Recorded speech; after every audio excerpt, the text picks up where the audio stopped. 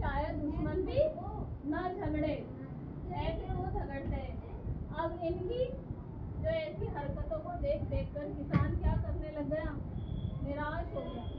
अब जब निराश हो गया तो किसान ने एक तरकीब सोची कि कुछ तो करना पड़ेगा, नहीं तो ये ऐसे झगड़ा कर करके इनका तो कुछ फायदा नहीं है, लेकिन दूसरे इनका जरूर फायदा उठा लेंगे, है ना।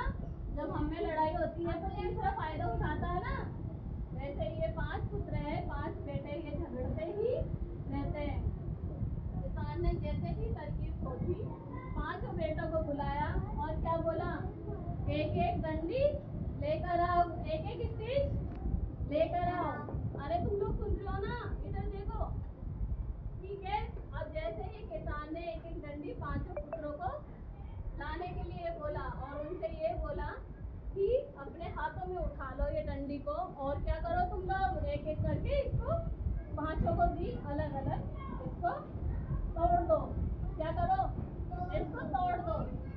अब किसान ने क्या बोला, टूट गई ना।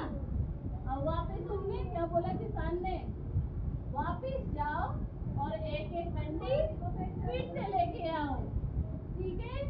और उन डंडियों का क्या करो, मुझे दो। अब सारी 5 डंडियां इकट्ठी हो गई और इकट्ठे होते ही किसान ने क्या करा, पहले बेटे को बुलाया और बोला ये 5 डंडियों को एक साथ तोड़ो। पहला बेटा आया, नहीं टूटी। फिर दूसरे को बुलाया, नहीं टूटी, क्योंकि वो क्या है, ज्यादा हो गई, स्टीप ज्यादा हो गई ना डंडियां, इसलिए ऐसे करके 5 पुत्र तक चले गए, लेकिन वो डंडियां नहीं टूटी।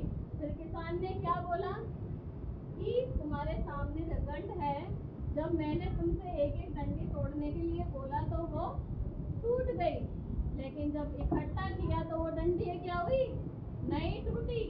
क्यों नहीं टूटी, क्योंकि वो एक साथ थी, उनका जोड़ और उनकी मजबूती 5 गुना बढ़ गई।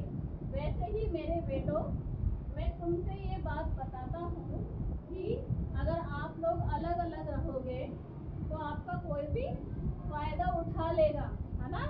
ये दुनिया तो अच्छी है क्या, है ना।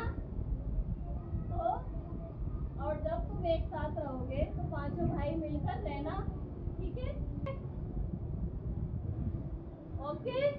तो यही किसान ने बताया कि जब तुम अलग अलग रहोगे तो कोई भी तुमको तोड़ देगा और कोई भी तुमको मार देगा, लेकिन जब तुम 5 भाई जब एक साथ मिल जाओगे तो कोई भी तुम्हें अलग नहीं कर सकता और कोई भी तुमको मार नहीं सकता, है ना। तो इस कहानी से हमें ये शिक्षा मिलती है कि संगठन में क्या होती है, शक्ति होती है।